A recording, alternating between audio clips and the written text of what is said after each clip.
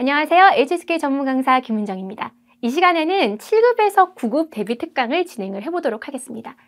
7급에서 9급 되게 어렵죠. 사실상은 우리가 6급을 계속 공부를 하다가 7급에서 9급의 시험이 시행이 되고 나서 시작되면서부터 6급 하는 사람들이 7급, 9급을 한번 해볼까 해도 사실 아직 시험이 그렇게 상용화 단계도 아닌데다가 좀 통번역 그리고 작문 부분이 6급이랑은 너무 달라지고 난이도도 높아지고 비중도 커져서 조금 긴장할 수가 있죠. 그래서 저희 대비 특강에서는 7급에서 9급은 통번역 작문을 중심으로 계속 진행을 해오고 있습니다.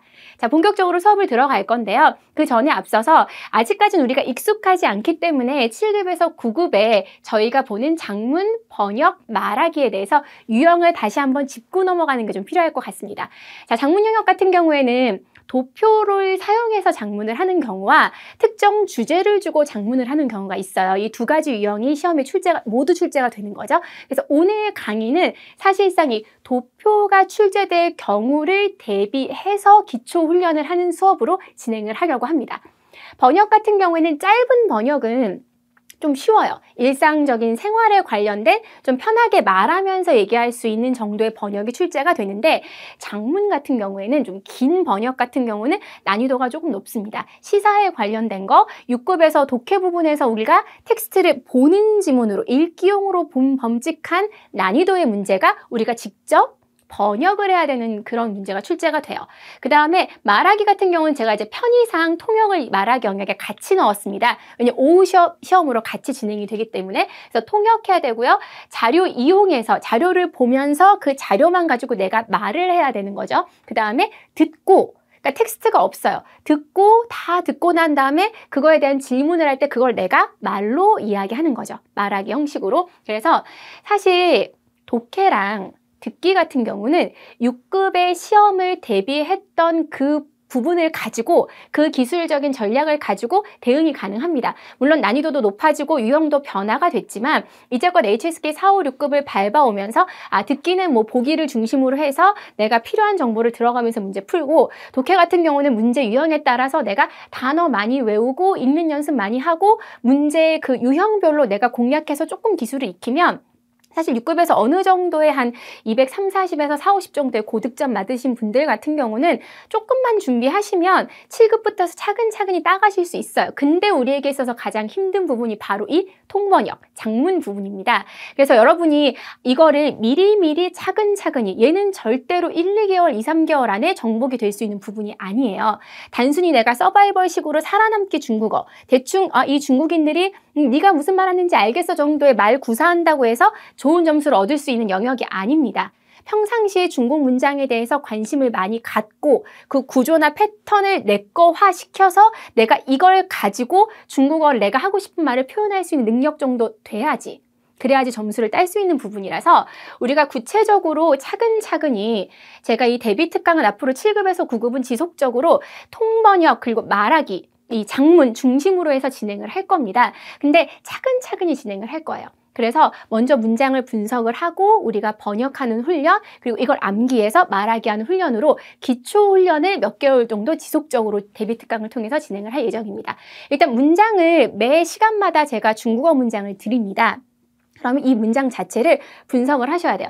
여러분이 일반적으로 봤을 때 6급까지 올라오셔서 어느 정도 점수 따시는 분들도 문장 분석이 안 되는 경우가 굉장히 많아요. 문장 분석을 잘 못하셔도 뭐 듣고 그리고 독해하는 건 할 수 있겠죠. 근데 작문도 그냥 에세이 쓰고 하는 게 아니라 주어진 텍스트를 가지고 번역을 해야 되고 분석해서 이야기를 해야 된단 말이에요. 그럼 평상시에 중국어 문장을 분석을 잘 해놔야 돼요. 왜 이게 중요하냐면 콩글리시 아시죠? 그러니까 영어를 막 되게 한국식으로 영어를 써놓으면 콩글리시라고 해서 정작 미국인들이 못 알아들어요. 여러분 진짜 한국어적인 패턴으로 중국어 쓰시잖아요. 중국인들이 못 알아들어요. 한국어적인 중국어 쓰지 말라는 얘기를 통번역 관련된 선생님들은 굉장히 많이 하세요. 그러려면 평상시에 중국어 문장을 내 걸로 많이 갖고 있어야 하기 때문에 문장 분석이 필요해요. 제가 이렇게 장황하게 설명하는 이유는 무조건 중국어를 여러분들이 텍스트 짧은 거라도 두고 주어, 수로, 목적어 나눠서 꼼꼼하게 분석하고 단어 외우고 문장 패턴 공부하시는 거 진짜 안 돼 있거든요. 6급에 이렇게 오시는 분들 오프라인에서 제가 강의해서 해석 같은 거 시켜보면 진짜 잘 안 돼 있어요. 근데 이게 돼야지 여러분이 7급에서 9급이 요구하는 정도의 퀄리티의 문장을 쓰거나 말하실 수 있다는 거 기억하고 가셔야 됩니다. 그래서 제가 차근차근 연습을 계속 매달 데뷔 특강을 통해서 연습을 시켜드릴 거예요. 번역 연구라는 건 이 한국어를 중국어로 바꿨을 때 정해져 있는 패턴들이 있거든요. 그 연구도 할 거고요. 마지막은 아무래도 우리가 이제 이렇게 지면으로 또 쓰는 걸로 공부를 하는데 말하기 시험이 있고 통역 시험이 7급에서 9급에서 들어가 있기 때문에 우리가 쓸 수 있고 읽을 수 있는 문장을 말로 뽑아낼 수 있어야 되는데 사실 멀티태스킹이 되면 좋은데 우리가 쓸 수 있다고 해서 말을 유려하게 막 멋있게 할 수 있는 게 아니거든요. 툭 치면 나올 수 있게끔 평상시에 짧은 문장이라도 패턴을 연구하고 해석이 되면 진짜로 입에 슉슉 나올 수 있게끔 암기해두는 나만의 문장을 많이 갖고 계셔야만 진짜 시험 현장에서 떨리고 긴장되는 순간 속에서 툭 튀어나올 수 있다는 거. 그래서 이 3단계는 반드시 거치셔야만, 이 단계를 통해서 기초훈련을 해 놓으셔야만 7급에서 9급 감당하실 수 있을 거라는 거 말씀드리면서 본격적으로 오늘의 문장 볼 거예요. 지금은 초반 단계이기 때문에 저희가 시험이 시행되고 나서부터 차근차근히 데뷔 특강을 매월마다 진행을 하고 있는 기초훈련 단계이기 때문에 문장 자체는 길지 않게 갖고 오고 있습니다. 근데 이게 써먹을 때가 되게 많아요. 그날그날 저희가 보는 이 문장 자체가 이걸 오늘 같은 경우는 사실은 자료를 보면서 작문을 하는 영역, 작문 영역에서 자료 분석하는 부분을 좀 노리고 갔겠지만 이건 번역에서도 사용할 수 있고요. 통역에서도 사용할 수 있는 텍스트입니다. 자, 오늘의 문장을 쭉 볼 거예요. 그래서 오늘의 문장의 이 4줄짜리 문장을 여러분이 한번 지금 얘를 보고 직독직해를 한번 해보세요. 제가 문장을 한 문장씩 한 문장씩 끊어서 꼼꼼하게 패턴이랑 유형을 분석을 해드릴 거지만 그 전에 한번 자료가 보여주기를 중국인들을 고혈압의 그 병을 앓는 비율이 이런 식으로 쭉 한번 직독직해 해보세요. 자, 본격적으로 문장 들어갑니다. 한 문장 한 문장을 완전히 낱낱이 파헤쳐서 내거화 시켜야지 이걸 중국어로 여러분이 아웃풋을 낼 수 있어요. 분석 안 되면 소용없습니다. 정확하게 볼 거예요. 왜냐면 7급에서 9급은 날씨 어때? 아, 좋아. 그래. 오늘 뭐 먹으러 갈까? 이런 거 안 나오잖아요. 6급의 독해 정도의 지문을 우리가 말을 해야 된다고요. 써야 된다고요. 호락호락하지 않습니다. 7급에서 9급은. 자, 하나씩 중국인의 문장을 분석해야 중국인처럼 얘기하지 한국식의 문장이 안 나온다는 거. 그래서 중국어 문장 먼저 분석하는 겁니다. 자료가 보여줍니다. 资料显示 자료에 따르면 자료가 보여준다 할 때 동사 쓸 때 아, 显示를 쓰는구나. 뭐든지 학습적인 목적으로 문장을 분석하셔야 됩니다.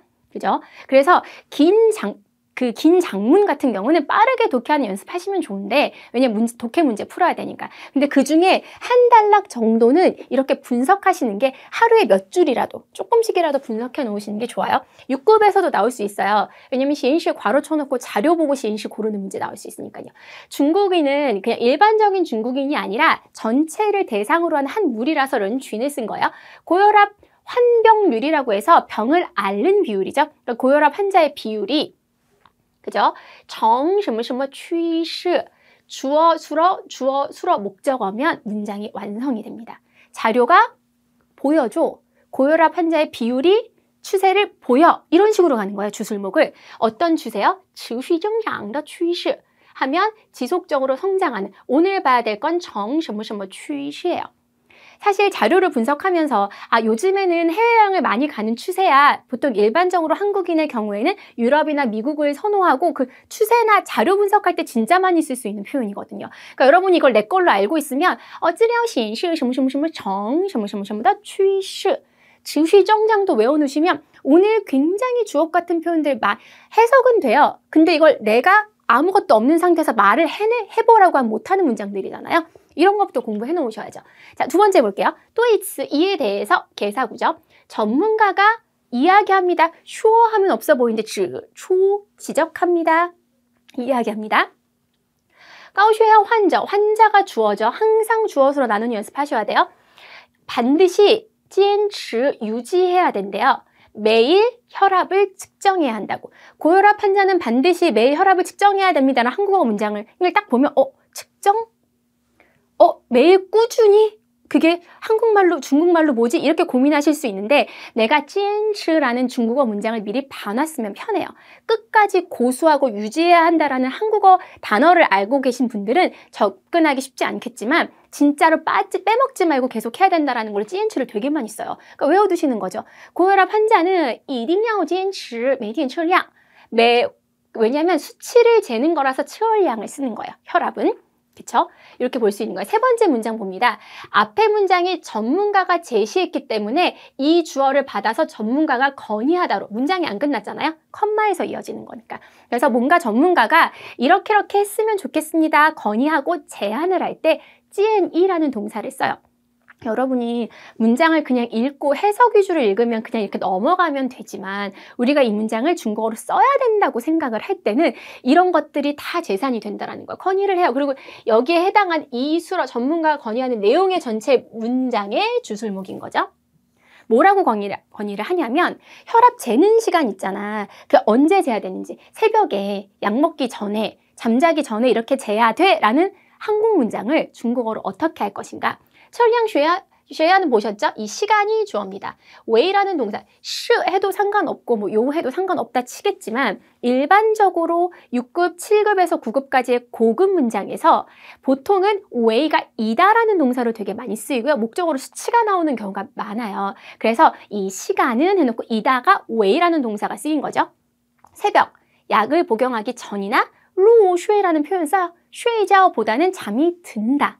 루쉐이前 그래서 이런 표현들을 다 기억하시면 사실 지금 이 짧은 문장 이거 3개 1, 2, 3 공부하는 거에서 6급의 괄호 넣기 문제 벌써 한 2-3문제 나왔을 거고요. 사실 이걸 가지고 번역이나 작문할 때 벌써 한두 줄 내가 쓸 수 있는 거리들을 굉장히 많이 얻었다는 거죠. 자, 4번째 갑니다.另外 그 밖에도 철량 쉬야前 혈압 재기 전에 마땅히 뭐뭐 해야 된대요. 최소한 15분을 쉬어야 된다라는 거. 여러분이 중요한 건 쯔샤오가 부사예요. 부사는 수로 앞에 쓰셔야 돼요. 그러니까 이게 시오시 쯔샤오 15분 중으로 쓰는 사람들이 있을 거라는 거죠. 근데 사실 최소한 15분이니까. 근데 최소한이라는 건 부사예요. 제가 굳이 잉이랑 쯔샤오를 한데 묶어서 잉은 사실 조동사긴 하지만 주어를 이렇게 분리해서 좀 편하게 보기 위해서 부사로 이렇게 부사구죠 사실은. 여기 앞에도 그러니까 시간 나타내는 부사구긴 하지만 쯔샤오가 여기에 붙지 않고 본 동사 앞에 붙는다는 거. 그리고 시간의 양은 뒤로 빠진다는 거. 시오시 15분 중 어순이요. 주어, 수어, 목적어 그리고 이 나오는 모든 것들이 이게 하나하나 쌓여서 문장이 완성이 된다는 거 기억하셨으면 좋겠습니다. 웨이가 앞에 다짜고잖아요. 오늘 웨이가 2번 나왔죠. 웨이는 이다라는 동사 그리고 개사구로 문 뒤에 쓰였을 때에는 무엇을 위해서라고 쓰일 수 있다는 거예요. 최바오 준취예요. 측정 결과의 정확도를 확실히 보증하기 위해서. 그쵸? 이런 거를 한국어를 보고 중국어를 쓰면 되게 단어 때문에 당황할 거란 말이에요. 근데 문장을 중국어로 봐두시면요. 2분 간격으로 다시 한번 측정을 해야 된다는 걸 어떻게 쓰지? 찌엔거예요. 그 간격이죠.